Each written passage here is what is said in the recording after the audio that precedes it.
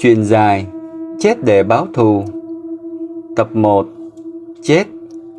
Tác giả Một Áng Phù Vân. Giọng đọc Hai Hiếp.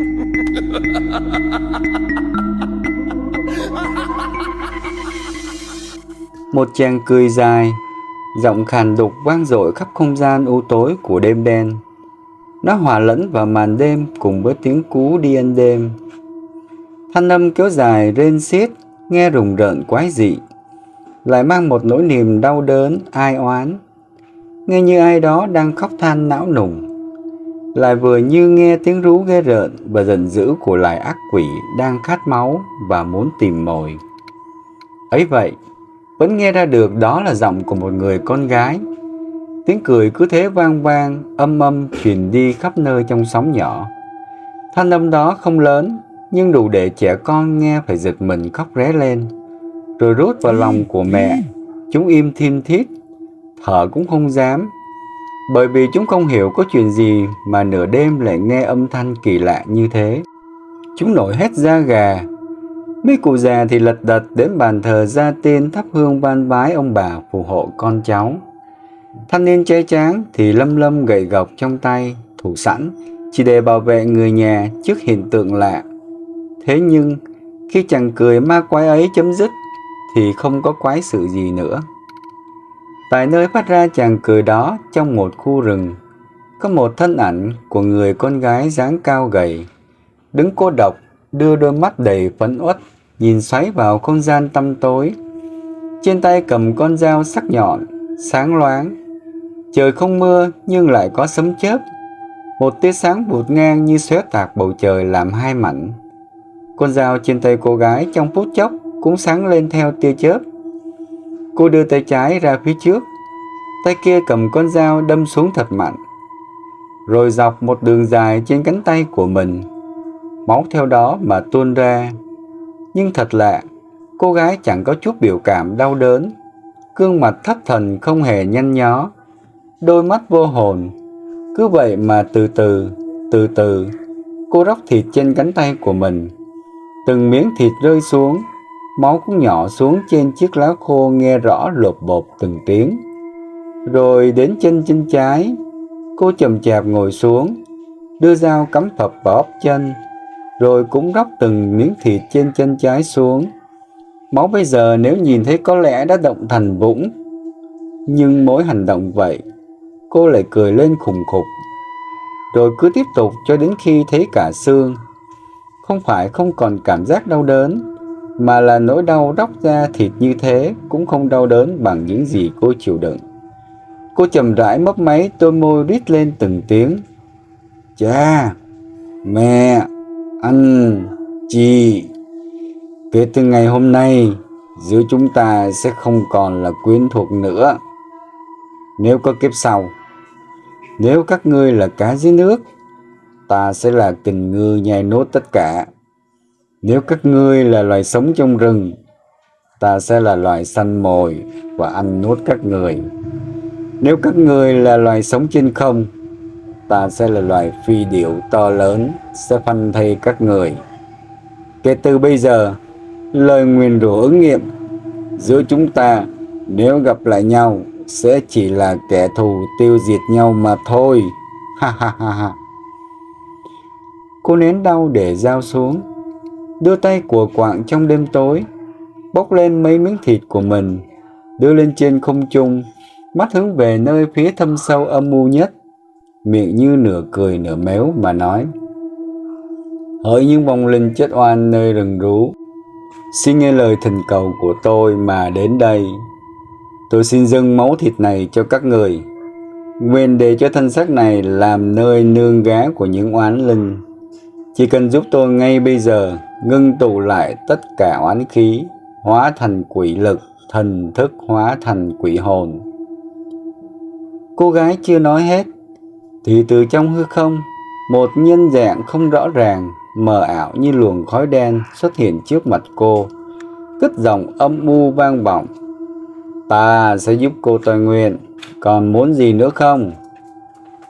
Cô gái gượng môi mấp máy: Xin Ngài giúp tôi cứu vong hồn của chị Xuân. Một lát sau, gió tự nhiên nổi lên làm rung những cành cây nghe rào rạc. Loi ngoi lớp nhớp trên mặt đất là những hình hài mờ ảo. Lớp thì bò, lớp thì lết bằng hai tay và chỉ nửa thân trên, lớp thì li lởm khởm cái bụng như cái trống tay chân khẳng khiu. Cả một bầy tụ lại đống máu thịt vương vãi của cô gái, bốc ăn ngồm ngoàm. Nhìn thấy những hình ảnh kinh khiếp đến chết người, cô gái lại cười khùng khục, rồi tiếp tục run rẩy đưa tay mò lấy con dao lúc nãy vẫn để bên cạnh. Cô róc tiếp những phần thịt còn lại trên tay và đùi. Đám quỷ đói vẫn giành nhau ăn thịt của cô. Chúng kêu lên những tiếng kêu rét rét rét rét như tiếng của những con vật chăn ăn. Từng miếng thịt lại tiếp tục rớt xuống. Một con mắt, một lỗ tai, một phần thịt bên mặt, một nửa cái mũi. Cả cơ thể cô gái giờ đây, một bên là nguyên vẹn, một bên là xương trắng héo. Các khớp xương chỉ còn dính với nhau bằng những miếng thịt nhầy nhụa còn chưa róc hết, và những sợi gân chưa bị đứt lìa vẫn còn dính tòn tang. Cả cơ thể cô đổ xuống, một bên hốc mắt trống phọc, một bên thì mở trừng trừng. Cả bầy quỷ đói lúc này, chúng đã ăn sạch sẽ số thịt, rồi chúng hóa ra luồng khói đen nhập lại vào nhau, từ từ bị cái xác kinh dị của cô gái hấp thu hết.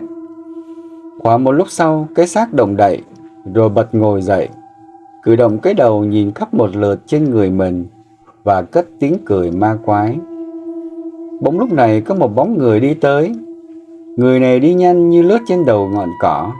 Đó chính là vong hồn của Xuân. Xuân nhìn cô gái đau khổ mà gào lên: "Sao em ngu vậy?